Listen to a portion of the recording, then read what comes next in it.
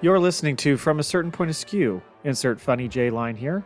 This is Matt, and I'm without Jay and Cole because this is a special bonus episode of the show. I had the opportunity to chat with Ronni Brown, who is an award-winning Foley artist at Skywalker Sound. She has a ton of experience working on projects from TV series and blockbuster movies to Pixar and Marvel productions, and of course, for our sake, she has done a lot of work on Star Wars projects, including movies, animation, and Disney Plus series. We get into what her job entails, how she got into Foley, some of the tricks of the trade, as well as a lot of great stories from various projects she's worked on kind of trickled throughout. It's a great conversation, and I hope you enjoy it. As a reminder, you can find our show at FromACertainPointOfSkew.com. You can find us on Twitter at FACPAPod. You can email the show, FACPAPod@gmail.com.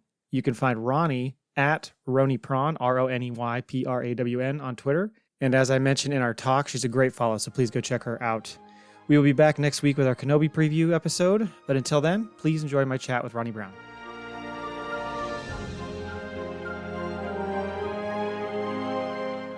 With me today is Ronni Brown, who is a Foley artist at Skywalker Sound and whose credits, which we'll get into in a bit, include a lot of Star Wars titles. So everybody get excited. She is a multiple Emmy Award nominee and has won an Emmy for her work on The Mandalorian. Was it the first episode of the first season that you won for? I don't remember which episode, but it sounds right. I think it sounds right. It was only the episode that kicked off Disney Plus and turned into a streaming juggernaut. So, no big deal. I have a fun story about the day that I won. It's a very fun story. You can share it now if you want. Okay. I had been to the Emmys once before when I was nominated for Star Wars Rebels, and that was really exciting. I had never been to the Emmys, obviously. It was a big, exciting event. I mean, in the big theater with all these people and all the presenters and everything. We didn't win, but it was still like the party of the century. So we got nominated for The Mandalorian, and we were really excited. We were kind of unsure when we were working on it what the reception would be like because it was so different in its production, the way that it was produced. And Star Wars fans can be a little particular about things. Of course. Not being somebody that knows the intimate details of Star Wars lore and canon and things like that, I just go into it with my own experience of having worked on Star Wars things before and kind of understanding the general scope of what things should sound like. But also having given a reference of what they wanted things to kind of be and also who the mixer was and things like that. So it was really exciting, but also really, we just were not sure. There were certain parts of it that looked like that we felt were not going to be received well. We weren't sure. We just weren't sure. Yeah. So then it was released and people went crazy. And it was really exciting. And we were all kind of just looking around at each other being like, wow, that's kind of cool, kind of crazy. But it was in the middle of the early-ish pandemic. Right. And we were actually working on the second season. And Bonnie, the mixer, was actually at the ranch working. She was mixing one of the new episodes when the Emmys were going on. And I was in my backyard with my kids. It was a really warm day in San Francisco. My sister came over with her kids and we're eating pizza and ice cream in the backyard. Yeah. And suddenly, and I had kind of forgotten a little bit or was busy getting dinner ready for everybody. And sure enough, I hear my ex-husband was like kind of listening or watching on his phone. And he says like, oh shit, you won.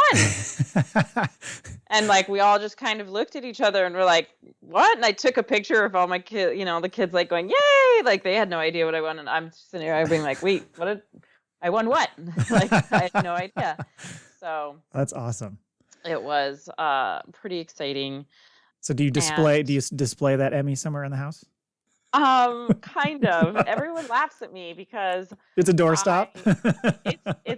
It's not a doorstop, but it holds my headphones on my desk. That works. And it's really heavy. So my kids were really excited to like hold it, and I had to be careful with it because it's really heavy. Yeah. And so they were holding it and excited about it. It took a while for it to arrive. And I have to say, like, I got so much love from the company, like a Disney Plus sent us like a box of cookies. Jon Favreau sent us a bottle of champagne. Nice. It was really exciting. And Bonnie won 2 Emmys that season for the mix and for the sound design, I think. And it was incredible. So we were really just kind of super pleased and surprised and all of that stuff. Yeah, I mean, it like you said, you don't know what's going to happen. TV series, never done that before with Star Wars. And like I said, with a fan base that can be real particular about stuff, you just don't know what's going to happen. It's funny because one of the guys I do the show with, I watched the first episode before he did. We weren't doing the show at the time. And I said, well, I don't want to spoil anything. I was like, but it was a really good episode. That's all I said. And then he watched it, and then he got to the end with Baby Yoda and stuff. And he's like, are you fucking kidding me? Like, you didn't, I was like, well, I didn't want to tell you anything. I didn't want to ruin it. Well, so that was my experience was seeing Baby Yoda, and I was completely confused. Yeah. I think a lot of people I think that like when I saw him and like my mixer at the time was a huge Star Wars fan, and he was just, I think he almost peed himself. He was really. And I looked and I'm like, is that Yoda? Really? Like, I just was like, we're taking this seriously. Like, nobody's walking, like, nobody, we're good. It's baby. It's a baby Yoda. It's Yoda, and it's a baby. Uh-huh. And it's okay, cool. And it was the same thing when we learned his name in season 2. Right. Again, I'm like, that's it, huh? Anybody? This is okay. Just checking. I'm just checking to make sure that this is solid. Right. Yeah. I mean, it's one of those things where it took the world by storm as far as the people who were watching that show. It just he became the main character, even though the Mandalorian was. True. I mean, I loved Mando. Period. Yes. That was my character. Was Mando. Oh, absolutely. Yeah, and I'm just saying I performed his feat, so that was my. I was going to ask about that. That's my character. So I'm very attached to him. Yeah. And there's this whole I think I just kind of love his whole brooding, kind of misunderstood or kind of questioning everything, that kind of thing. When it comes to the Mandalorian and what he did as a character for that whole franchise. It really was telling, I think, in and we'll talk a little bit later about Book of Boba Fett because I think you had some involvement there. But when he showed up on that series, everybody went through the roof. They were so excited to see him back, because we haven't seen that character since season 2, and it's been a little while. It's just really there's something about I think that we can all relate to it. This not knowing where he's from or what his purpose is. His purpose is changing. His ID. His entire identification of himself has changed. There's just something really kind of, he wants to be this stone cold tough guy, but he's just like, I was left behind and I'm alone. And so he's constantly seeking for these attachments. And so when, Grogu comes along and kind of forces the issue a little bit. I mean, we kind of laughed, right? Because Grogu's basically like a big cat, or kind of everyone's like, oh, he's like a baby. I'm like, no, he's more like a cat. He is.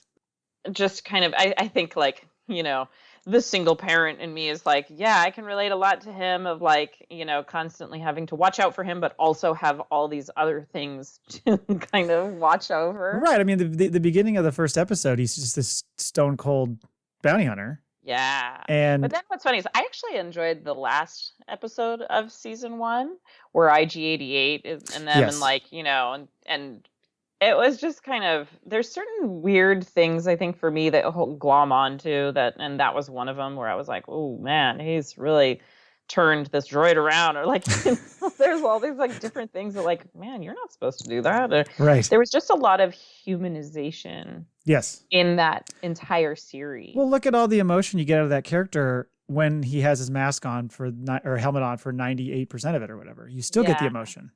And some episodes and some characters didn't bring that to me so much, but there was, I love Werner Herzog. He was so great. I was so pumped that he was, and I was just like, oh my God. He was so good. But I'm trying to think of the woman's name, and I can't remember her name. She was kind of a throwaway character for me. The Cara Dune character? Thank you. Yes. She was a little throwaway for me, just in terms of I always wanted something more from her, but I wasn't sure what. It felt a little, I don't know if it was her acting or the way the character was written or what, but not quite wooden, but there just wasn't something that flowed about it. I'm not sure what it was. Yeah. It seemed a little forced. A little bit. There just was like she really kind of had this like, yeah, I'm badass. And it was like, okay. And because this series is very, is I don't get involved that much because I'm usually working really fast. Mm-hmm. Right? So I don't always have the time to get involved in the storyline. I actually didn't know much of the story of the first season almost. I don't want to say at all, but like just it's really difficult for me with the pace that I'm going, and also because a lot of times when I'm watching certain things, like I might skip over or might not register to me, like what planet somebody's on or where they're from. So I'm like, hey, that place, that really wet planet or something, and they're like, oh, blah blah blah, and I'm like, no, sure, yeah. Well, I was going to ask that. So, how much of the stories do you usually know? Because you're representing a character, so it's helpful to know some of the story. But how much do you actually know when you are doing those scenes? How much do I know of like what's happening? Yeah, exactly. Because I think you get them in chunks, right? Sometimes I work kind of linearly and get one character done at least mostly on one surface or something. So I'll jump around sometimes. So I'm like, oh, I guess that guy dies, or right. That kind of thing. We'll typically watch the episode through before we work on it. Yeah. But yeah, in movies even we'll only watch certain chunks at a time, and we might not work in order. Okay, yeah. So I'll work on they called them reels from when they used to be actual reels of film. Mm-hmm. And so they're like 12 to 20 minute chunks. Gotcha. Of the movie. And so sometimes we'll start with like the middle of the movie. So I'm like, okay, here we go. And then suddenly we go back in time to the beginning, and I'm like, so how come they don't know each other? So I don't have the limp anymore, or? Right, like all of these funny things are like, oh well, I guess that guy died. Like Well, and I mean that's pretty normal for movie production, et cetera. A lot of times they film out of sequence. Sure. Let's take one quick step back though, because just to set this up a little bit more, I think a lot of people that listen to our show, of course, are well into Star Wars and all those shows and stuff, but I don't know that they necessarily know what a Foley artist does. I think we have a lot of people who are interested in kind of the behind the scenes and how all that movie magic works and all that kind of stuff. Can you just give me like a little quick blurb on kind of what that Foley artist role is, and then we can kind of... Sure. Yeah. So Foley is the terminology that we use. It's named after Jack Foley, who kind of was the creator of what it was like to make sound effects in the radio play days. And it's the same stuff that if you've kind of heard on NPR and Prairie Home Companion, when they're doing those kinds of things, it's a little different. But what I'm doing is I am physically performing sounds to picture. So I'm watching the movie in front of me on a screen, and I have a microphone and different surfaces and different shoes and different props, and I'm recreating the sounds that you would expect to hear from what we see on screen. Right. And why that's so important is a few reasons. The one reason is a very basic kind of movie magic, if you will, kind of destroying that, which is that sets are kind of noisy. Right. Lots of camera sounds. Maybe someone has very like a big costume that makes a lot of noise. There might be a squeak from somebody's shoe. There might be a plane overhead or some buzzing lights and things like that. So what they'll do is they'll need to actually strip all of the sounds as much as possible, and then have us recreate it. And so they'll re-record the dialogue of those actors, and they will also do their performance to picture also. Because even intentional sounds when you're walking or whatever, doing something, it doesn't necessarily get picked up on the mic very well during the actual production. Also, and if the production mixer, the person who's recording the on-set dialogue, that's what they're really after, is the performance, the dialogue. They're not interested in their footsteps. They're actually trying not to get them. And that's why a lot of times if you'll see them behind the scenes, the actors will be wearing slippers in their costumes, because they actually are trying not to have any sound. And if they're not being shot where their feet can be seen, then they're just not going to wear the shoes. Yeah, okay. So my job is really to bring that back to life. Yep. And also to enhance. That's the other portion. So one portion is to kind of just recreate to kind of give what is being lost inherently in the production process. And the other one is to highlight and be part of the story and to embellish. Right. Because a lot of the props are plastic, but they're supposed to look metal or supposed to be heavy weaponry, but there is no such thing. There is no such weapon. Right. No, that makes sense. So how does one get into that? Because I was thinking, do you do like theater and stuff in high school and college, and that like kind of draws you to that, or was it something else that kind of directed you toward that work? For me personally, because I think a lot of Foley artists are, I don't want to say failed actors, but there is an element of performing. Absolutely. And so there has to be something inherently in your desire that wants to mimic, perform, kind of have a dramatic flair, I guess. For me personally, I went to school to learn audio engineering, specifically music production. Oh, nice. And it was at a time that studios were closing left and right because nobody was using studios to record music. Everyone's like, so-and-so is on tour and they're just recording in their hotel room or in their, whatever house they're renting kind of thing. And it was like, oh, I'm not going to get a job doing this. And not just that, because I'm not a musician, I don't speak the lingo. Yeah, right. So it's very difficult for people to trust that I know what I'm doing, even though I do. So I started kind of researching what other positions, what other jobs do recording. I just fell in love with recording. I like recording. Was this change happening while you were still in school for that? Yeah. Okay.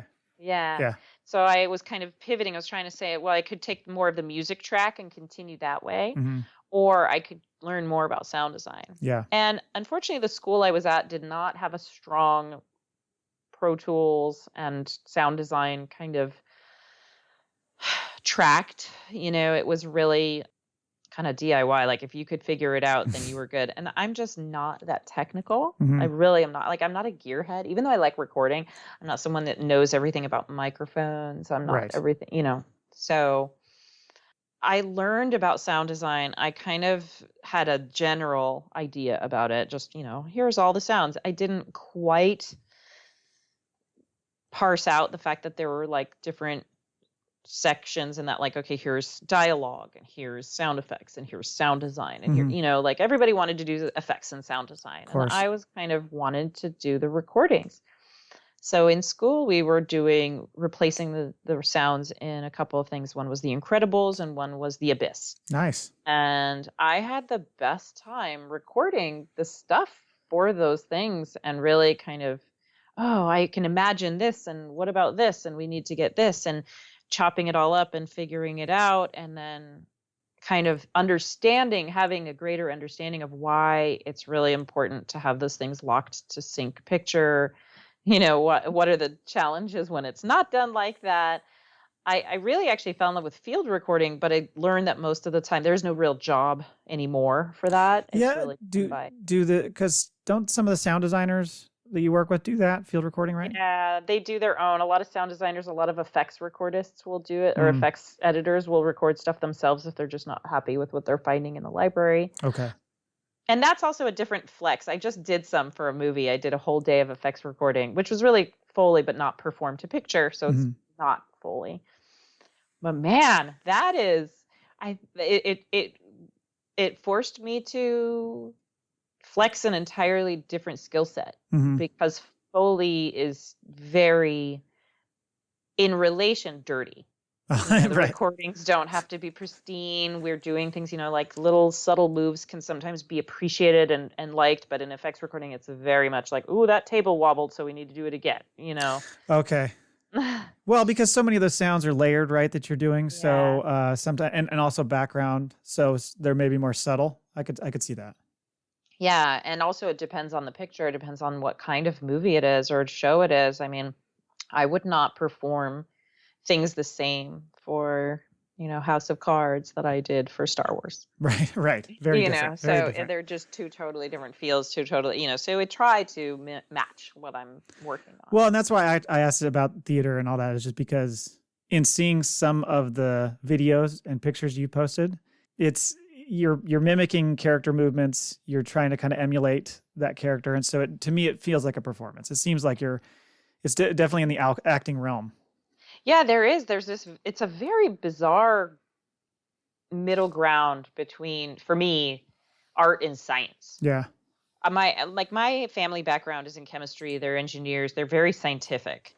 And so when I do take a little bit of that approach, especially in recording and knowing how sound waves work and recording techniques and how to manipulate what I'm doing. Mm-hmm. So then it becomes a little bit of performance to mimic the character and to get that emotional or that, performance driven kind of sound, but also to kind of really capture that make believe. I'm trying to be a big giant superhero. Right. I need to convince you of that. And I need to make sure that I'm doing everything I can to convince you that I am Darth Vader. Right. Right. Yeah. Yeah. Cause wasn't you worked on like Iron Man, right? So, I mean, I could just imagine any of those superhero movies, it's got to be a challenge to try to have that kind of strong physical presence sometimes when you're doing that Foley work, right? Yeah, and there was a huge thing when I first started out that was really, people looked at me and kind of poo-pooed me saying, like, why don't you have your partner who's a male? It's like, why don't you like he's doing this guy, right? And I'm like, no, you don't need big men. I don't understand why you think that you need this big person or just a male presence, or weight or whatever to actually get those big heavy footsteps. I'm like, I have done Darth Vader, I have done Kylo Ren, I've done Bucky Barnes, I've done Captain America, I've done Falcon, I've done, all of these characters that are big and massive, and it's all make believe. Yeah, right. Well, so how do you end up at Skywalker then? Kind of a little bit of, there's a few people that like to take credit for it, but it was a little bit of right place, right time, a little bit of luck, a little bit of perseverance. Okay. I found the one place outside of Skywalker in the Bay Area that was doing Foley, and that was Outpost Studios. And because Fantasy was closing, and Fantasy is where the others, kind of the other main characters in Foley in the Bay Area worked. Is there a lot of Foley down in Southern California and stuff? And so Bay Area is smaller? There's a lot. There's a lot in LA, Canada, New York. Okay. I mean, they're starting to pop up all over the place. And now in Europe, plenty of places, in Europe.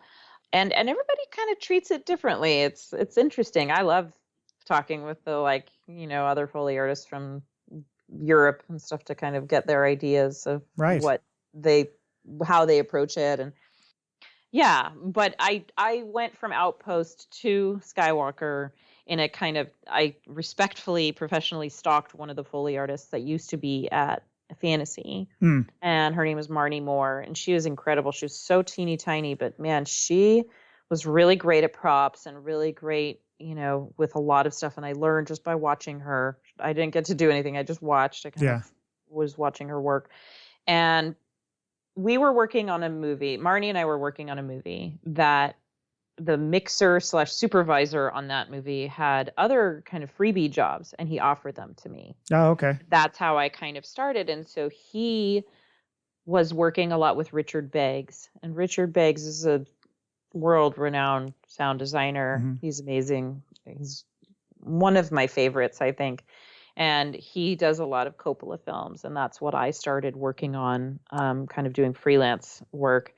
And they were looking for night shift at Skywalker, and they asked Marnie if she would do it, and she said no. Mm-hmm. And so they kind of had heard that I was working with her and that I was kind of doing my thing, and so they offered to give me a tryout, which I failed miserably the first day.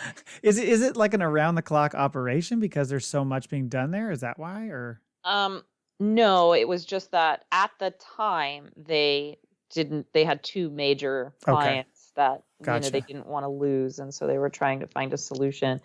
And they already had 3 Foley artists there at the time, 2 that were kind of part-time and 1 that was full-time. And so they said, okay, we just need 1 more to kind of make this like 2 shift. Let's try this and see if it works. And I was shocked they gave me the chance. And I mean, honestly, I was not prepared. Marnie told me I wasn't prepared. Yeah. But I also was like, what am I going to do? Say no? This is like the dream chance. Then maybe I can. I don't know. Yeah, And she was right. like, we'll eat you alive. And I was like, perfect. This is great. No pressure. So she was discouraging you from doing it? A little bit. Yeah. She had her own experience there, Okay. and I can respect that. She was probably trying to protect you, as she thought. Yeah. Sure.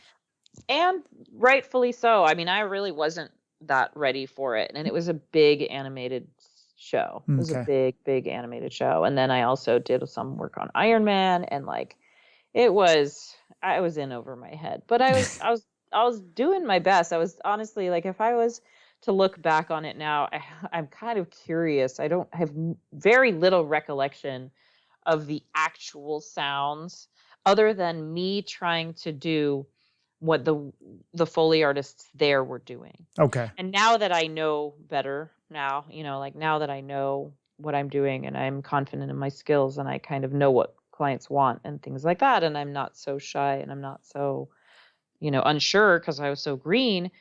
I know now that it's like, oof, maybe the work wasn't so good. But I think I still was able, like, having trained some other people, I'm sure I did fine. Yeah, right. Yeah, is that kind of the best way to do it? Trial by fire, just kind of jump in and start doing it? Because I would imagine it's hard to, like you said, you're standing there and watching a lot of stuff and taking that all in, but at some point you got to get your hands dirty, right? Yes, but I would say that by and large, observation is kind of key. Okay. But real observation. I can't tell you how many people have asked me to, like, shadow or come and watch, and then come in and within an hour are on their phone. Oh no. Yeah. It's and I get it. It can be insanely boring, like, to watch. But if you're watching the right thing, because again, what happens is that, and I know because I've done it, you tend to watch the picture and you're not watching the artist. Sure. And you need to go back and forth, back and forth, back and forth. Okay, so that person's doing this. Whoa, how would you do that? Now I'm going to watch it. Oh, that's funny. Interesting. I get it. Right. So, like, once you start to, things can make sense, it's less intimidating, because I think most people try too hard, they're overthinking things, they're overcompensating, trying to do too much. And I'm like, yo, check this out. Let me break it down for you. If you just do this part first and then add this part, you're golden. Right. And then it's like, oh my God, that sounds great. And that's perfect. And that kind of thing. Yeah. So it really does take mentorship. Gotcha. Well, so let's talk about the ranch for just a second. Sure. Because I had a chance to go there. Pandemic screws everything up. 4 years ago, maybe? I know. Yeah. You guys, this is horrible. I was going to say, you guys had a pretty big wildfire situation, but that doesn't necessarily narrow it down, does it? It was probably 18, 19, somewhere in there. And Annalise was nice enough to take me. And just as a like full disclosure to our listeners, Annalise, who we had on the show, I think it was in December. She's my friend. She's a friend of yours. She's the one that connected us. So shout out to Annalise, because I love Annalise. Woohoo! Shout out to Annalise. She's the Basement best. Girls. Yep. What? But she took me on this tour, and it's just amazing because it's, obviously just a beautiful property. And, you go up to the main house, and like that library is incredible. And it's just, I kept just telling her, I'm like, God, you get to work in this every day. And I know you probably, as you're there every day, it's not as, mind blowing as it is when you're just there on a tour. But then I remember going through and seeing the Foley stages, because there's two, right? There's one that's like, is the one in the tech building, it's the smaller one, and then the other one's like almost like in like a barn looking thing, right? It's a bigger one, right? And there's actually a really small one across the hall from the one in the technical building. Oh, okay. So there's two there.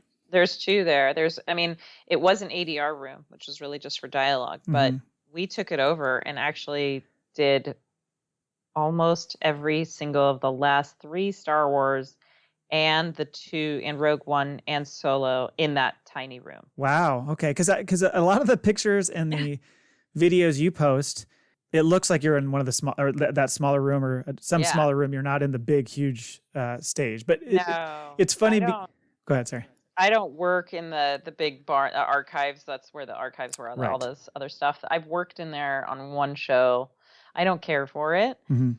for a couple of reasons. But I work in the first stage that I worked in when I got to the ranch, which is the Jack Foley stage, and it's not perfect, but it's comfortable, and it's got its ups and downs and this and that. But the one across the hall, I used to love working in there because I am lazy and it is small and everything is at a hand's reach. I'm just like, oh, I'm gonna reach over there for that. And also proving people wrong, like proving people like you need this, you need that. Sure. This is Star Wars, and it's like, yeah, nothing is precious. Yeah. Like we will do anything, anywhere. I can make sounds. I can make sounds anywhere. Well, it's funny when you go and see the smaller stage I saw, which must be the Foley stage, the Jack Foley stage, and then the bigger one, which has this incredible. It's got a big screen and this whole setup. But then you go behind that, and it's just like rows. It's almost like walking into like your grandparents' attic or something. It's got just rows of random stuff. Yeah. All very organized, but I mean, it's not like a hoarder, but it makes me think like, do you guys ever throw stuff out? How does the inventory go? My partner does not. Okay. Okay. She holds on to a lot of stuff. Yeah. And the problem with that is that once you get to you kind of get to this critical mass, I suppose, Yeah. like where you just have so much stuff that you don't actually know what you've got anymore. Okay. Don't even know where to start. Yeah. For me, I just want, like, I keep getting stuff. I do buy, like, once a year I'll go to this big giant warehouse, and it's like a big giant garage sale at this warehouse, and I will stock up on stuff. And every once in a while, if there's something specific for a movie, I try and find that stuff. But I just kind of keep a rolling something in my head of like what I want, what I need. Right. But I also, again, like, I'm not super precious about a lot of stuff. I'll use something different in the same movie for like the same prop. Like, I don't always use the same thing all the time. Okay. It really depends on what is happening on screen. And, sometimes I will, and sometimes I kind of go, you know what? I feel like this moment needs just a little bit more. Mhm. Or maybe I just don't find something because I misplaced it. Sure. So I'm like, okay, this sounds generally in the right ballpark. So yeah, let's try that. And Right. like, great, that works. Yeah, but so I was going to ask, like, do you have kind of go-to things? I know I need to make this sound, so this always makes a pretty consistent sound for this particular action and all that kind of stuff. And then other things you're like, well, I'm going to test some things out. Of course. I mean, and that's my process, even when I'm working on something. My process is to go through all the things that are known or that are easy. Like, okay, I'm going to... Oh, check them off your list. Yeah, like I'm going to go, okay, I'm going to burn through all these guns, blasters, sure. whatever, because I know what I'm going to do for them. All right, cool. Are these the biggest ones or are these the smaller ones? Like, I actually need to know what my biggest and smallest weapons are so that way I can build or decrease, like, based on that. Because I don't want to come out swinging with, like, this big giant gun sound. I'm like, oh, right. Now there's an even bigger one. Yes. I'd rather kind of start there and then dial it back a little bit for that.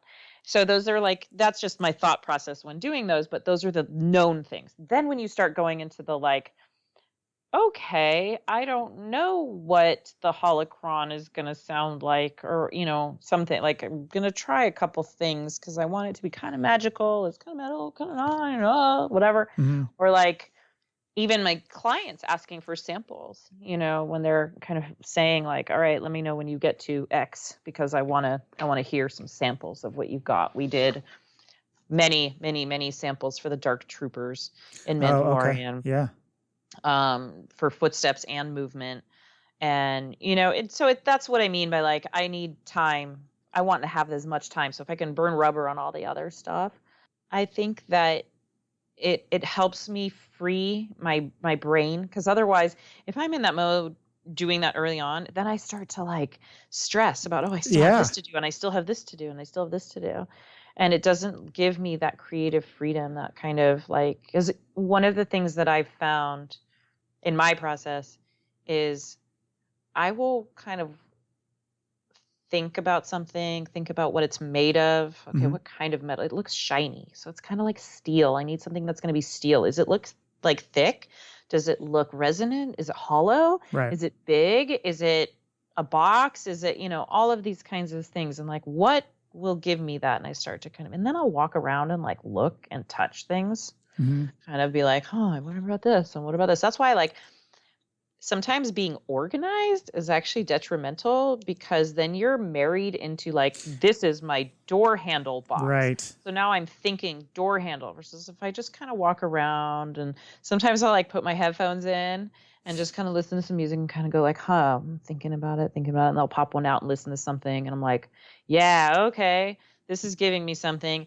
And then I try it. It doesn't work. Fine. But it makes me think of something else. Right. Or it makes me think. And then that one thing that didn't work, I might just keep in my back pocket. For something else. Right. Yeah. You know, and that's like one of those, like, people get so hung up on failures. And I'm like, those failures will really come in handy for something. Absolutely. Especially in the creative arts. I mean, you need to have those failures to work through that process. And what you're talking about is a lesson for anybody, whether they're in school or doing any job. You knock out the easy stuff first, because like you said, if you sit there and focus on the tougher thing, you're going to cut your time short. You're going to get stressed about it. You're not going to do as good of a job on it because you know you still have 50 things to do later, versus getting them all out of the way and then knowing I only have to do these 3 other things left and I can just take my time with it. Right. So that makes sense. Yeah.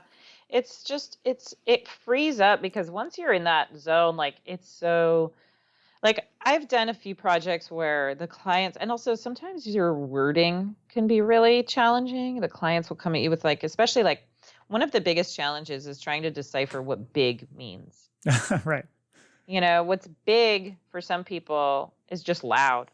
What's big for other people, it means really like heavy. What is big to somebody else means just like occupying a lot of the sonic space. Like, so it's just a big resonance or some, you know. So I really try to ask. I'm kind of annoying, I think, in that way, is that I ask a lot of questions. Yeah. To my clients, like, to really, like, I'm a big measure twice, cut once kind of person. Sure. Yeah. So I really want to know what they are after. So I remember, like, okay, so what do you want the Dark Troopers to sound like? I was like, well, I really want them to sound like just like regular stormtroopers, but kind of like bigger. And I'm like, all right, so you want metal, you want plastic? I was like, well, the plastic stuff, but not clacky. I'm like, okay, so no high end. So you want them a little deeper. Do you want them resonant? Do you want them like big and thick? And I was like, no, I don't know about thick. And some metal would be okay, and so, you know, we're kind of doing this whole conversation back and forth of like, what do you want? What are you envisioning? Yeah, it makes the people who are putting that together think more about what exactly they want. Yeah, because they also don't necessarily have all the right words. So well, again, true. It's like, well, yeah, I want it like the stormtroopers. I'm like, I got that.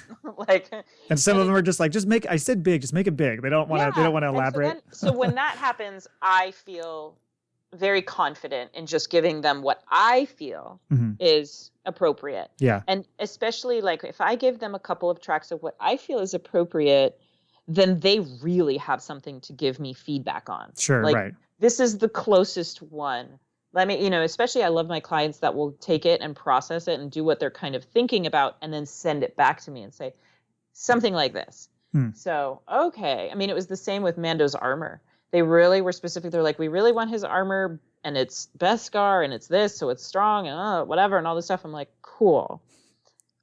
How do you want it to play? And they're like, well, we really only need it for the hits. And I'm like, what do you mean the hits? And then I started realizing that they just wanted it for some of the more staccato movements. Okay. It wasn't like a movement. Like, it's unlike Marvel. A lot of Marvel characters will have a whole suit movement, a whole armor movement for when they're walking, when they're moving. Yeah. But they were like thinking much less with him and like a little more samurai. So it was very like low key. And then only when he was fighting and it was like, bam, bam, bam. So like my forearms got a good workout from just doing the armor movement for him.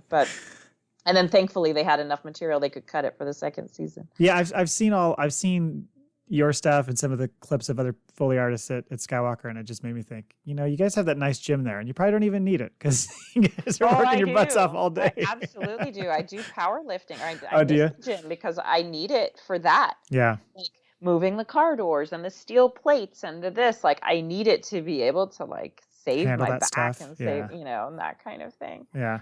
It's really kind of wild. It's even doing those footsteps. They're really challenging to get it right the way that I want it, the way that sounds good. You know, like there's a certain thing and I can hear it when I don't do it right. I immediately know it's not right. Is it tough too with the layering to know if you've got 3 different sounds, let's say, like you've got footsteps, you've got, other noises going on, ambient noises, is it tough to put those all together because changing one just a little makes it work or doesn't make it work? You know what I'm saying? Like, are you having to listen to all 2 or 3 things together to get it right? We don't always on the stage. Our mixer is really the one that's kind of making sure that everything, what I like to call that is that everybody's playing nice in the sandbox, Right. I do request often that I get an effects bounce, which, is just a real kind of temporary something that will give me an idea of how I can live with the effects tracks. Mm-hmm. Because if there's lasers and shit going on all over the screen, I need to make sure. And I'm like, okay, what are the chances that they're going to play these feet? Okay, if it's the main character, it's a pretty good chance. If it's someone in the back, I'm just going to throw in the feet and not really care so much about it. Mm-hmm. It's going to be there for their, pre-mix, and then they'll probably lose it in the final. Yeah.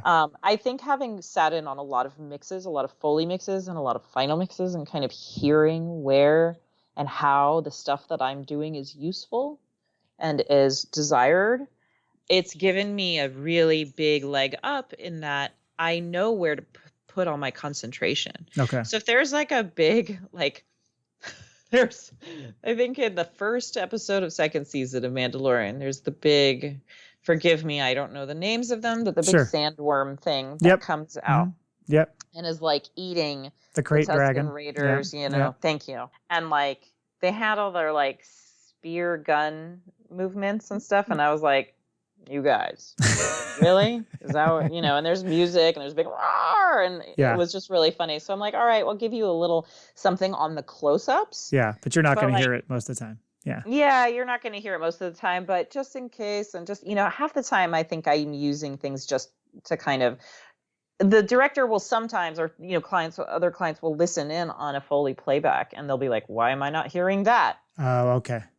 So then that's why they ask for those things, even though we all know that they're not going to be played. Nobody's going to hear that. Yeah. And it's the same, like if my ego was attached to that stuff, I'd just be constantly heartbroken. Right. I really just try to make my sounds and like send them off to the world, like my little ducklings going off to school. And, it's like, here you go. I would imagine there's times where you work hard to create certain sounds, whatever. Maybe you have to get really creative to come up with something. And whether that's not used in the scene or the scene completely is cut entirely. Yeah. Is it like, I mean, do you go back and watch that? There's plenty of disappointments to go around. There's some, there's some stuff. There was a few things I think in Mandalorian, but other things I'm like, oh, really? Mm-hmm. That was so lovely. Like we did this whole, like, I remember in episode 7 when Rey's coming down the sand banks with her like junk on the. Oh, at the beginning, toward the beginning. Yeah. Mm-hmm. And we did such this cool layer of like, and it was just at the time there was no sound, there was nothing. So it was like just this lovely like wind track with that. And it was like really, really amplified her loneliness and all this stuff. And then they changed They it just all used up. the music, really. They used her theme, I think, mostly. Yeah. And it was just like, wah, wah. But like you said, Kat, you just have to let it go. You know? I mean, on the other end, then you have, again, those Dark Troopers in season 2. And I watched that episode with my jaw dropped because I was shocked at how much Foley played. Mm-hmm. They never play those. Honestly, the trooper movements, it's almost always anything that's big robotic like that. Yeah. Like it's almost always effects. Yeah. So the fact that I heard so much of it, I was like, damn, okay, well then. That was a pretty amazing episode. So that's cool that it was all your Foley work was such a big part of it. I blew up my eardrum making those sounds. So. Oh no. It was a lesson learned of 8 hours of Dark Troopers because it was also, I think, two footstep, two body movements and 3 footstep. I can't remember anymore, but it was really loud. Yeah. Well, so when it comes to the Foley artists at Skywalker, is it a huge team of people? Like how many are there? Because it seems like in some of the clips I saw, there's quite a lot of different people that work there. And so is it a big team of people that do Foley there or no?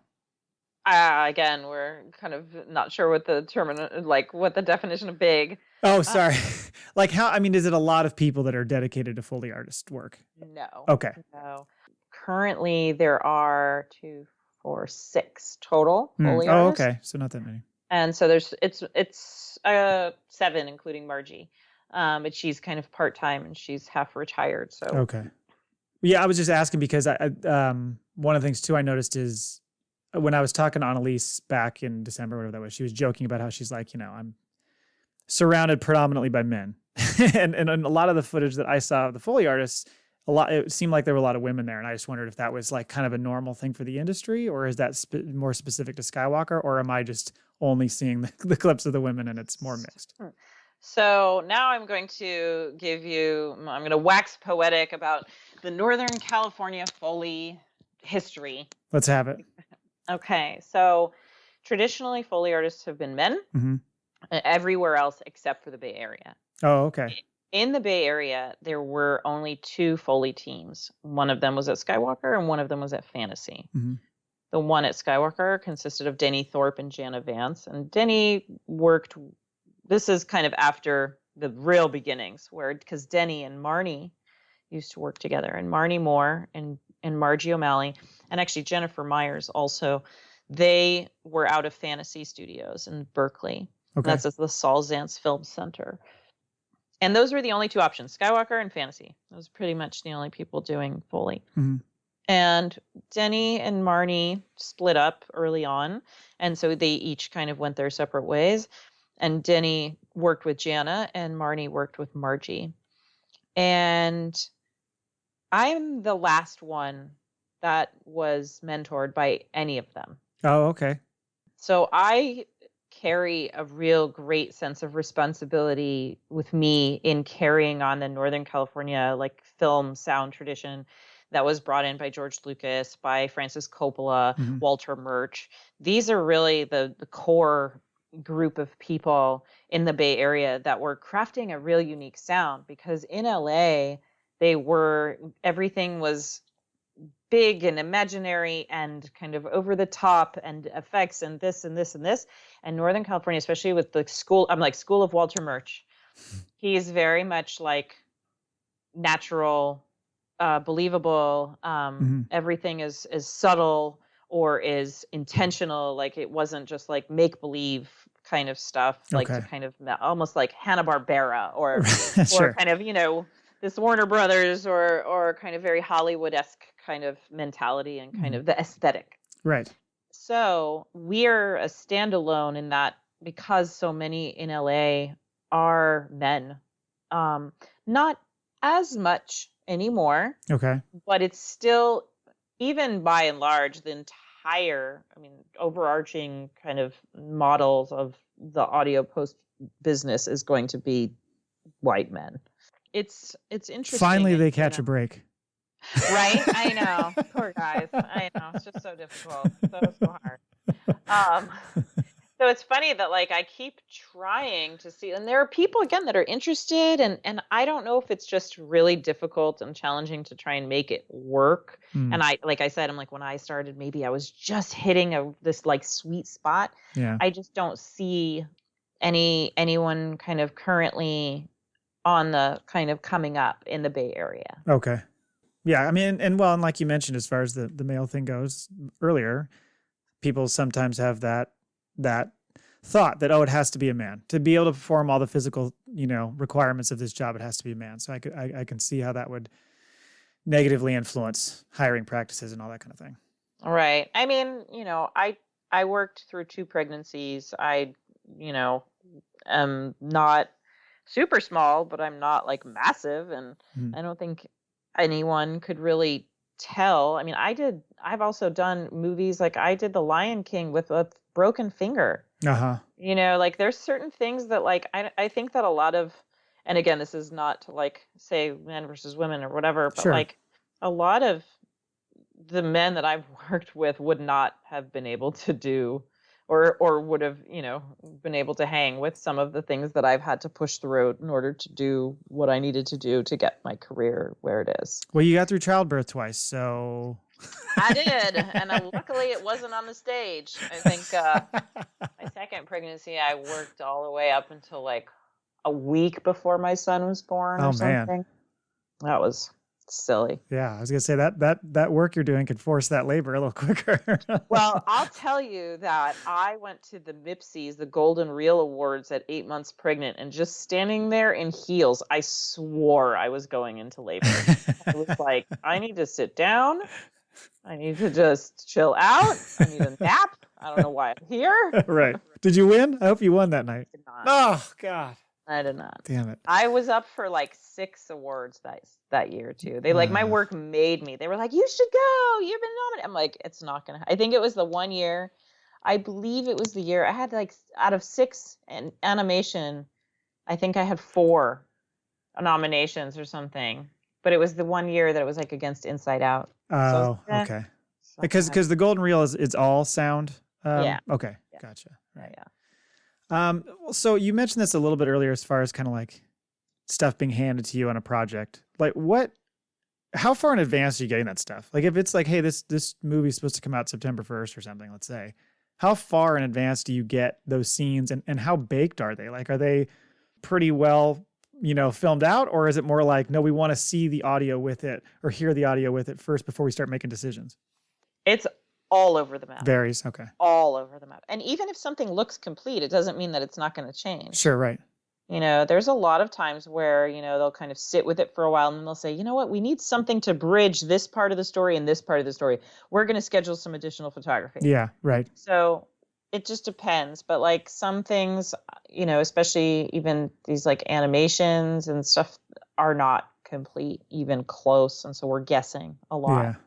Sometimes it's very complete, but it's still not going to come out soon, or it's gonna, So are you able to get an idea of what the story is about, or are you just so focused on those moments that you're not as like worried about it? Not. I can't. Especially in those moments, there you can usually tell that people are, especially like the clients, are really stressing. Just because they're like, well, we've got this date that we need to hit, and our VFX is not even close to being done, and and that kind of thing. And usually, because the VFX typically is more tied to like the effect, like the hard effects stuff, explosions or fire or something, it doesn't totally affect us. Even the magic, let's say something is, or the lightsabers haven't been lit yet. Like, that's not our problem. Right. Okay. I just need to know what surface they're on. Gotcha. I just need to know who I'm looking at. Because I just was thinking about, how much stuff's coming up till the very end. So I just didn't know like how much they're going back to you and back and forth and, being like, you got to change this, you got to change that, like right down to the wire. Or if it's more so your work is done at a certain stage, then they're just taking it and editing it and putting everything together because you've already kind of done your thing. So it's a little of both. Okay. It's like they really try to give us as much like as early a start as kind of possible. Well, no, that's not true. They try to get us in as late as they can to give us the most complete picture. Yeah, right. While still having enough time to edit it. Mm-hmm. And then they need to pre-mix it or something, so it's really like we kind of come in right at the very tail end. So sometimes they'll have effects kind of cut a lot of Foley stuff in just in case. Oh, okay. Or like, okay, well, we finished all of our lasers and this and that. Like, hey, let's cut in some hands or let's cut in some, whatever. So what are some of like the craziest props you've had to use to make a sound? Because obviously, I keep referencing. What is your Twitter account? Because people should go follow you on Twitter because some of the stuff that you post is so awesome. What is it again? My Twitter account is Ronni Brown. Okay. It's so worth the follow because you do this. Some of the stuff you share is so funny. Like whether it be the videos or you're just showing like a series of props that you're going to use and you're like, what's this going to be? And nobody has any idea. It's really fun because like, I feel like I am battling constantly against this kind of wave of tradition of being literal, or this, it's like, this is the way to get this done. We make this sound for this thing. It's like a lot of people have different sounds for horse hooves, or a lot of people have different sounds for, something else. The way that they used to make the lightsaber stuff is not the way I make lightsaber stuff, the sounds of it. So it's totally different. Right. And I don't know. I think that like if you can't have fun, like most people when they think of post-production sound, they think of my job. Okay. They don't think of some guy sitting at a computer or, some woman kind of sitting there being like, I'm going to try and find this, something in the library. It's not very exciting to think of it. They think that we're all doing it. Mm-hmm. So why not show some of the stuff like, and man, I will show some of the boring stuff if people are really interested. I've got boring stuff. I got picking up and putting down a phone. Hey now. Well, there was like when you posted, I saw a video, God, maybe it was like a month ago. I don't know. And it was you, I think you had a jacket or something and you were, you were whipping it all over. And I immediately thought, because I follow the Marvel stuff a bit. I'm way more Star Wars directed than Marvel. And I just thought, I think that's Doctor Strange's cloak, but I'm not going to guess. I don't want to throw that out there and be wrong, but I'm just going to guess if that might be right. Because you can't see what's happening on screen, but you'll see like blinking lights and stuff. You'll see the stuff that you're watching. And so it's one of those things where you're just trying to kind of gauge. Because I also thought, well, shit, it could be like a storm outside and a curtain, like it could be anything. Right, so it could be anything, but it's really astute for you to kind of know what the types of things that we would be doing with that, or why I would be doing that particular sound. You're right. I mean, it could be like a flag. Right. Oh, okay, that's just a flag, or like some tent. Oh my God. I mean, in episode 7, when they're about to take over the Millennium Falcon and they go through that whole tent city thing, and it was just like tents and tents and tents for days, and tons of it. So I mean, it could be anything. That's kind of why I like to challenge. I mean, and I kind of get excited when people can guess it. I think what's weird is that so many, especially these big name Foley artists, are like so secretive in what they're using. And it drives me batshit crazy. Even after they're like, oh, if I told you, I'd have to kill you. Oh God. And I'm like, by the way, he used this. Like, I'm the spoiler alert. I'm like, I don't care. That is so obnoxious. You know what? I heard this phrase, and I've been using it a lot, that like, don't sweat the haters or like the copycats. Yeah. Because they're always going to be like 3 steps behind you. Oh, yep. So it's like, here, this is what I used for the lightsaber. You're still not going to be able to perform it the same way that I am. Right. Even if I show you exactly what I'm doing, it's like, if you don't put your own spin, even just performance wise, it's going to be boring. And it's not going to read the same. And you're not going to get the sounds that I get because you're not thinking and behaving the same way as me. So who cares? Right. Like, it's fine. You do your own. It's like, it's cool. I learn from people, even the ones that I don't like or our aesthetics are totally different. I'm good. I've learned from them and go like, oh, that's how you do. That's kind of cool. I didn't think about doing that. Like, yeah, it's I don't want to judge anybody, but it's probably from a place of insecurity. If you're confident in your abilities to create and come up with new sounds, then you don't care. But if you aren't, then you do. Totally. And also, like, why shoot someone down when they're just trying to be as creative as just trying to create those things. And if somebody asks, like, I have a very good friend who's a sound designer, and she asks me all the time my opinion. Hey, what would you do for this? Or what would you do for that? And like, so she and I would play that game all the time. That's why I send her those pictures. I'm like, hey, check this out. What do you think this is for? And she always comes up with something like, ooh, that could be this or that could be that. And she doesn't get upset that I don't tell her. And then when I do, she's like, oh, that's awesome. Like, I just would never think but she gets it. Her mind kind of goes like, that's cool. I'm going to try and remember that for something, that I'm working on or whatever. And it gives me so much pleasure when like my clients like want to collaborate with me and want to work with me because they know that I'm really interested in, working with them to get their vision shown, and that I have like kooky ideas and I'm willing to like do weird stuff. Yeah. Well, I've really surprised myself this last year, actually, with some of the stuff that I've done. I'm like, I have completely lost my mind. Well, I think taking those wild swings is what, that's what becomes innovation for whatever you're doing. So I think if you don't take those chances, and like you said, it's the same boring thing everybody's heard over and over and over. Even I know that I think I saw some sort of clip on YouTube or something where I can't remember if it was you were involved in that or what, but the discussion was kind of like, Foley is at its best when it's not totally noticed, essentially, like it's blending in with everything. Yeah. But at the same time, there's a lot of times where I'm watching a scene, and some of those Foley moments are what. So I'll give you an example. When I was at the ranch, let's just say I saw some footage that was shared, and it isolates every single sound in the clip in that theater. That's so freaking awesome. Yeah. And it'll be like footsteps, this, that, and it isolates every single thing, and then you see it all brought together, and it makes your viewing of a movie more enhanced because it becomes visceral.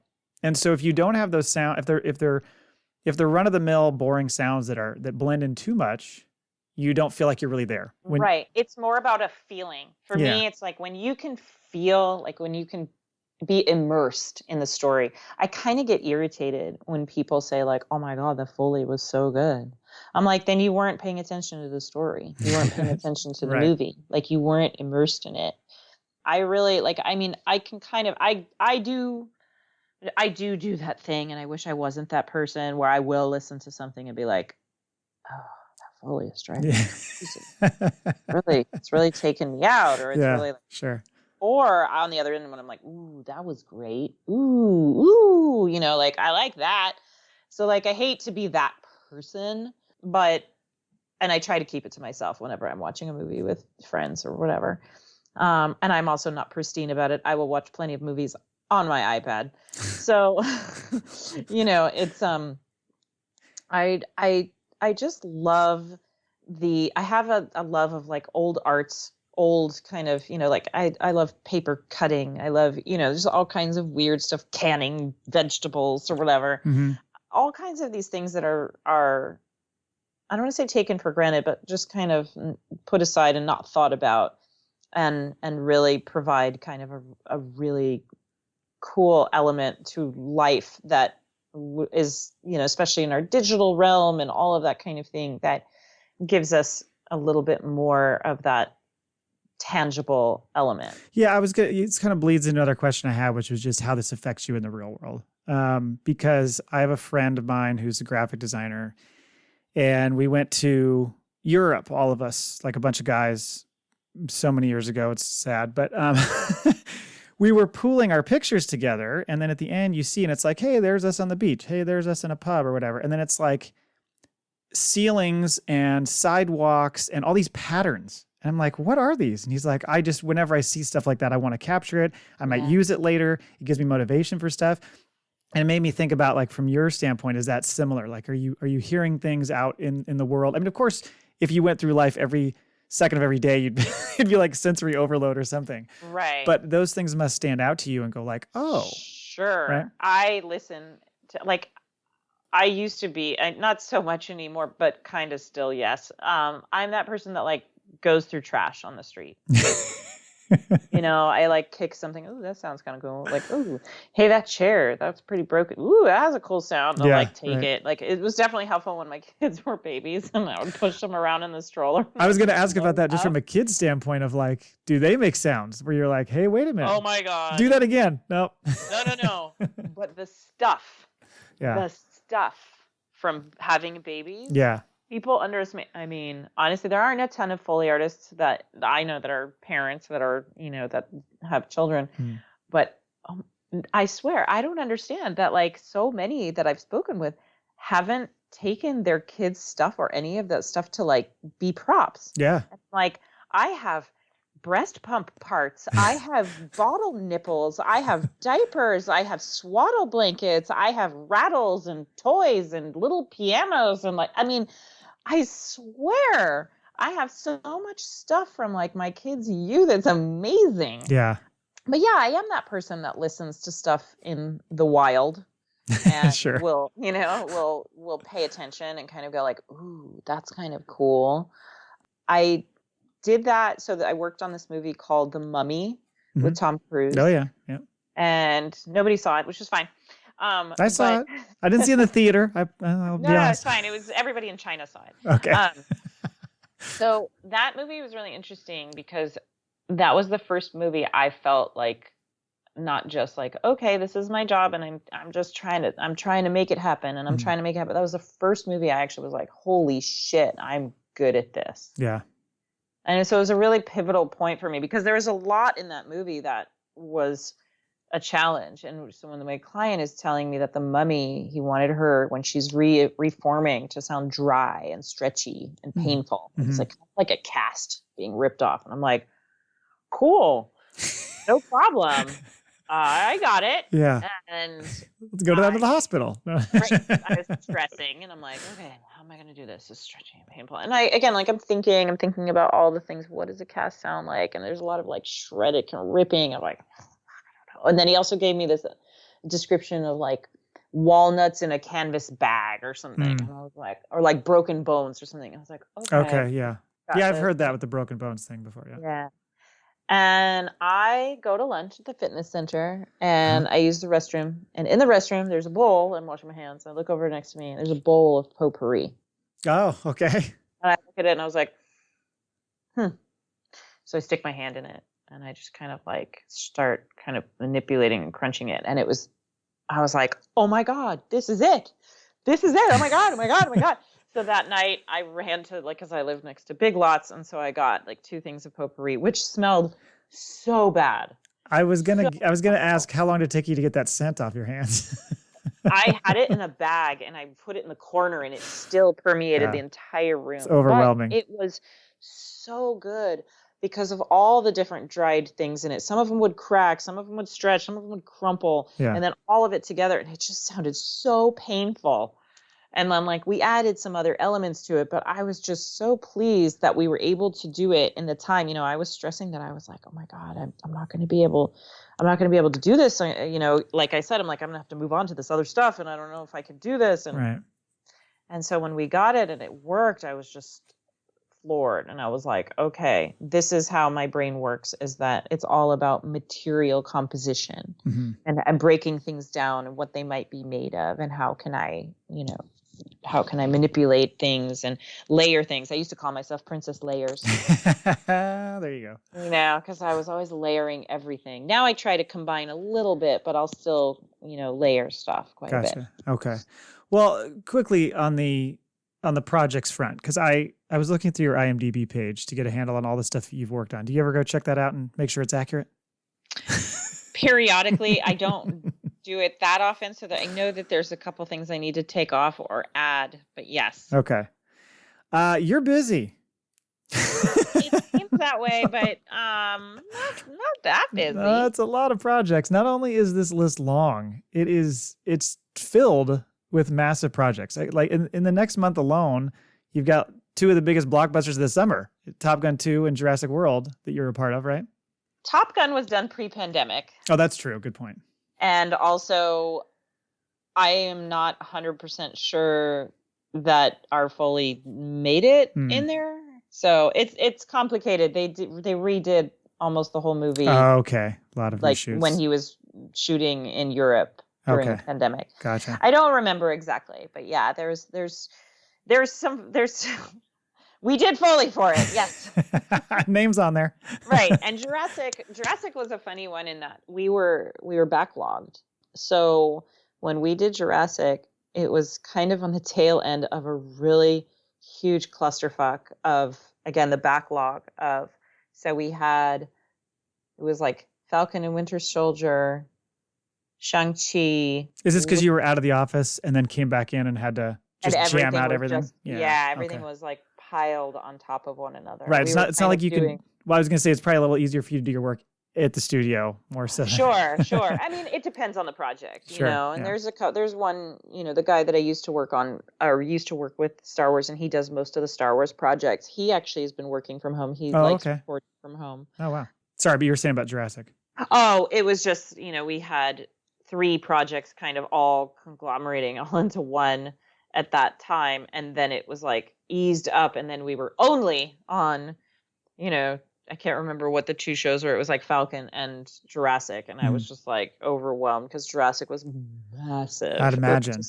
Such a huge show. And it was just, it's so intense, the amount of work and That's what I was going to ask. So when it comes to more like the big budget films, is that way more intense? Is the timing like more condensed, or does it totally vary? It so varies Does it? Okay. because some of them, again, like we had 6 weeks on Lion King. And then in the end, Jon Favreau decided that in his opinion, he wanted it to sound a lot like a nature program, and nature programs barely have any sound. Oh, okay. So I think maybe 5% of the Foley that we did played. Oh, wow. 10%. That's tough. So, yeah. What are you gonna do? It is what it is. But like, so that was, one of those last of our like large our large like time frame. Like we had 5 or 6 weeks on that, and they're just starting to get shorter and shorter. Doing 20 days on a big show is not unheard of. And again, I think these Marvel shows are really long. Yeah. They're 3 hours sometimes. So, 9 reels is a lot. So to try and squeeze that into 20 days is a lot. Yeah, I'd imagine. Yeah, I mean, you've worked on a ton of Pixar, Marvel projects. Iron Man was the first one, Marvel? You did? Yeah. Yeah. Wow. That worked out well. That worked out well. I was again, it was super over my head on that one. Because that was early days at Skywalker for you? Yeah. That was like the last of the first run. Then I didn't work for them for about a year and change. And then when I came back, I was working mostly on like kind of Clone Wars and I think some other animation, some, Despicable Me 2 or something like that. Yeah, because for our listeners who are a little more focused on Star Wars, and stop me if I'm wrong, this is all IMDb, but Mandalorian we talked about, Book of Boba Fett, episodes 7, 8, and 9, you've talked about all those, Solo and Rogue One. And then you just mentioned Clone Wars. You worked on that, Resistance, Bad Batch, and Rebels. And you mentioned that's where you got the Emmy nomination. I think that was for the World Between Worlds episode, which is a great episode. I know, it's okay. I looked.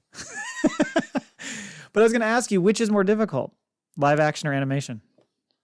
Oh, it's like apples and oranges, I suppose. Mm-hmm. It depends on the live action. If it's live action, but it's not Star Wars, like if it's just kind of a walkie-talkie or something. Sure.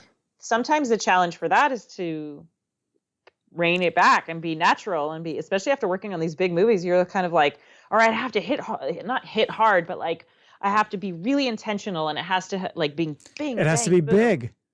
Yeah, it has to stand up. Right, of course. The effects and the music and the action. Yeah. Like you need this stuff to pop. And I personally like to make my stuff pop, but still be natural. Yeah. And it's hard. And so in animation, you kind of get to play a little bit more in make-believe because it's all about kind of in animation, I feel like it's a little heightened, a little quirkier, a little more stylized. Right. Because sometimes subtlety is kind of where it's at.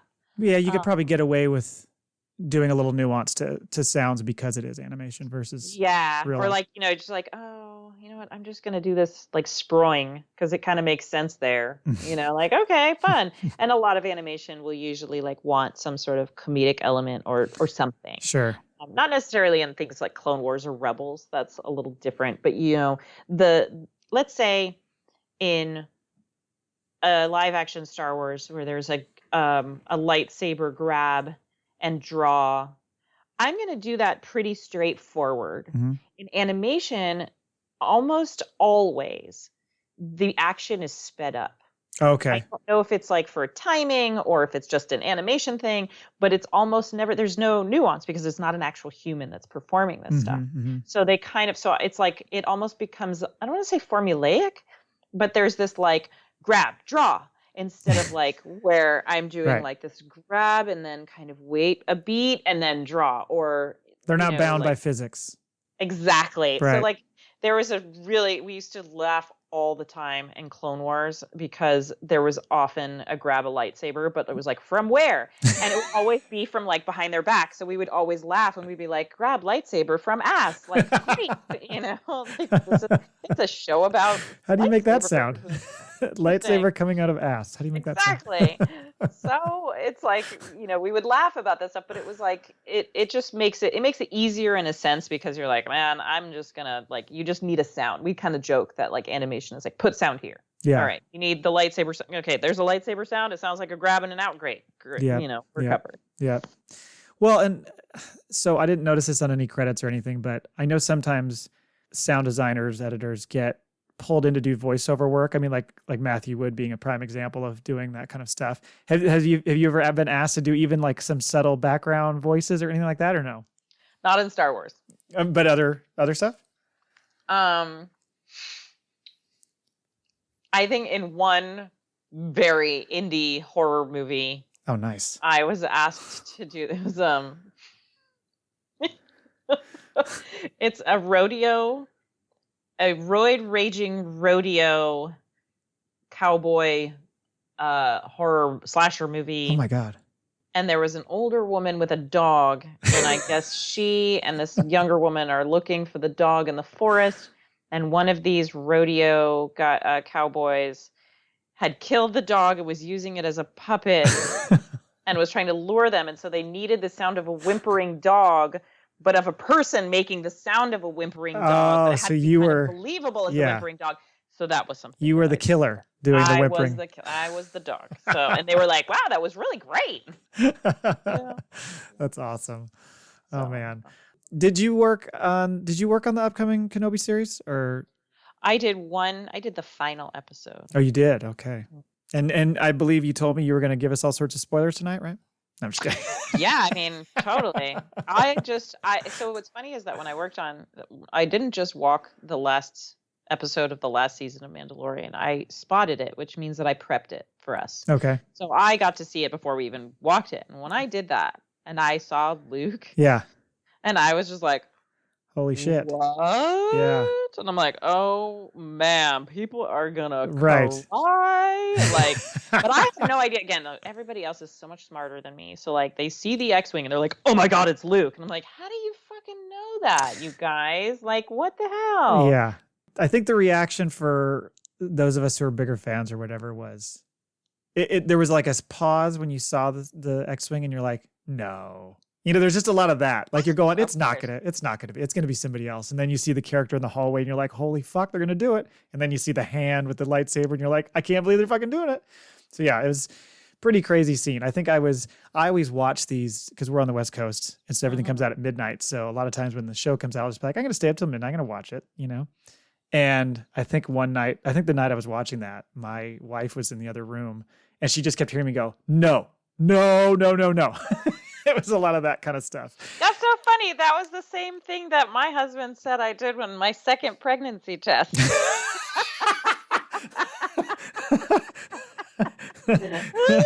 I'll never forget that because he's like, yeah, I should have taken a video. You were just sitting there going, no. But it's funny that like that's the case for like the second that's what I can say about what I felt. Again, I don't know because again, I was so wrong with Mandalorian that like I was like, I don't know about this, and then people were going crazy. Even my ex-husband, who's like, I don't know what you're talking about. He's like, this is what I've always wanted from Star Wars. Yeah. I've always wanted Western like Star Wars. Yeah. Like, okay. And by the way, Dave Filoni has his finger on the pulse. Oh.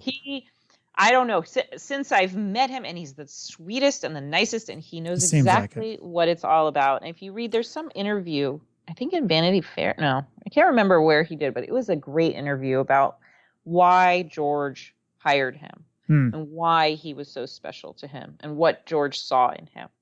But anyways, I saw the final episode of Obi-Wan. So like I worked on the first 2 episodes of Boba Fett and the last one of Obi-Wan. Okay. And like, so I have no fucking clue what's happening in the entire series. And it's like, took me a whole, I'm like, who is this? And like, what is happening? Yeah. And and the who, but like the big finale, I think people are waiting for. Yeah. Well, and I mean, we on our show refer to them as Favloni because of the fact that I think Filoni he's the perfect bridge from Lucas to now. Because he knows he's been given, he's like, whatever, you want to be nerdy and call him. He's like the Padawan of George Lucas or whatever. He knows everything that all his intents, the reason he created what he did, his whole plan. And then you have Favreau, which is nice because he comes in and has a little bit different take on it, more as a fan. And I think the two of them together push and pull each other nicely to create that really money zone spot of content. And that's why I think everybody's going crazy about it, is because one, it sucks to wait 2-3 years for another movie. It's great to get episodic content. That's awesome. But also, Favreau is like so big on the nostalgia stuff. I mean, he's roughly my age, so he's hitting on all of us people who are like parents of kids who are now watching Star Wars. And Filoni is the one who kind of reins him in. Like, okay, that works, that doesn't, but also has these amazing ideas that he came up with for all the animation stuff. It's a fantastic Filoni's partnership. Just been working on a lot of this for a long time. I will say that there was actually a time that I was asked to do a temp voice that I didn't know what it was for, but I knew it was for Filoni. And this was at least 5 years ago. Okay. And it was for the armorer in Mandalorian. Oh, you're kidding me. No. Wow. It was really, like once I heard her voice and the lines of dialogue, I was like, oh shit, that's what I did. And it wasn't my voice. It was, they had the actress and whoever, was playing it, but it was just this like temp thing. They were just trying it out and putting treatments together and stuff like that. And that's so cool. It was really funny that like only after I saw it and I was like, I know this line of dialogue. Like, how do I know this? Oh, I delivered it all kinds of wrong. Like, really funny. No, just different, not wrong. It was kind of, I mean, he gave me instruction, and Filoni is so sweet, is so like, he's really gracious about that stuff. He's never going to make me feel like an idiot for it, but it was still very funny that I was just like, oh, it's fine. Yeah. Yeah. I think it was Emily Swallow was the gal who ended up doing the voice. Who's the actress. Yeah. She was, I mean, whoever did it was great. The whole thing, again, is so cool. I'm a little burned out on all series personally. Between Marvel, between Star Wars, between, everything. It's just, I think for me, I've kind of reached a little of oversaturation. Sure. And especially just, having done these like back-to-back Marvel movies that were just struggling so hard because of the pandemic and like all kinds of things.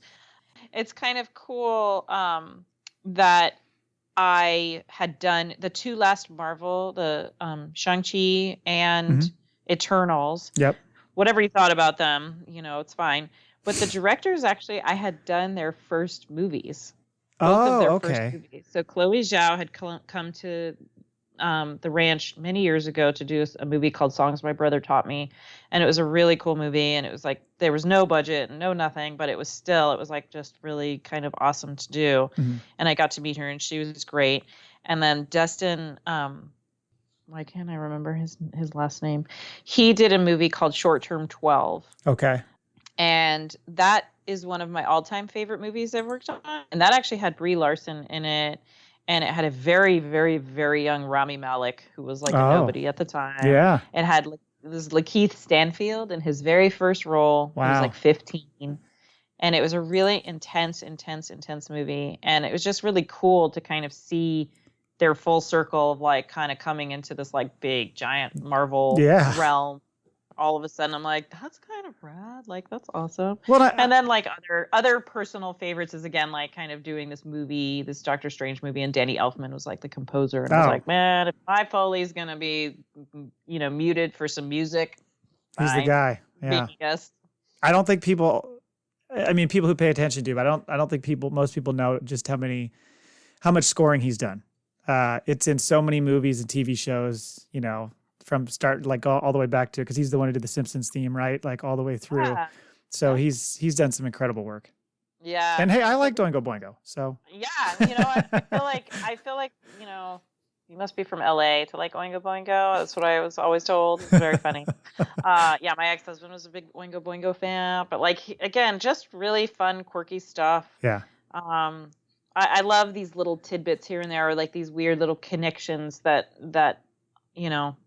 I have with certain things. Like, I don't know, there's just always these like fun little moments that this kind of industry brings me into.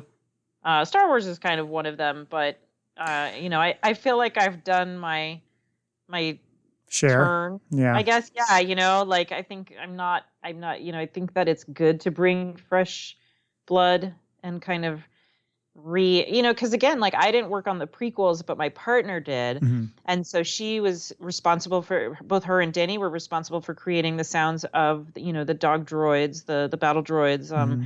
all of these things. And some of the stuff that they did was like really cool and groundbreaking. And then other stuff I was like, no, I'm not a fan. I want to change it, or, that kind of thing. BB-8's changed since its inception. Oh, okay. Honestly.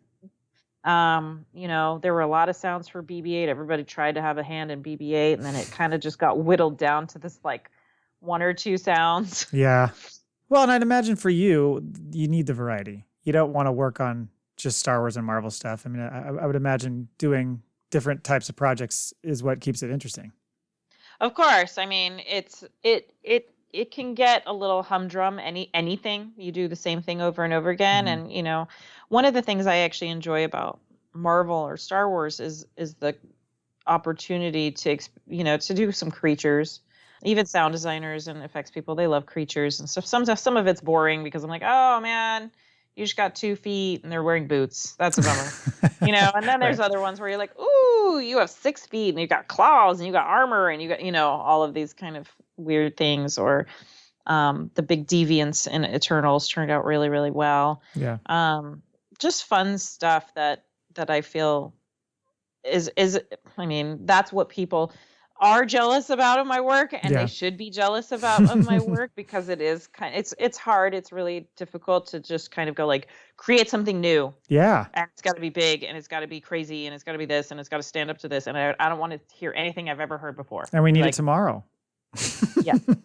That's the other tough part. But at the same time, you're right in that when it's kind of the same thing over and over, it can get pretty humdrum. Yep. And there's actually something really beautiful about these like very quote boring like walkie-talkie movies where it's like cup up, cup down, writing paper, purse over shoulder, purse down in car. There's something kind of beautiful about that, because in its simplicity, and like it's a challenge to make things like this purse has this really weird jingle to it. Now I got to fix that. All that kind of stuff. Yeah, I was rewatching Band of Brothers like the other day. And there was just a simple scene where they're outside walking and they go sit down. And because I knew I was going to talk to you tonight, just hearing their clothing and the way it sounds when they sit down and move and all that kind of stuff, it just makes me think, oh my God, there's so much that goes into that to create those sounds and to match them all up. So yeah, I appreciate you sharing all that stuff. I was going to say before too, when I came to the ranch,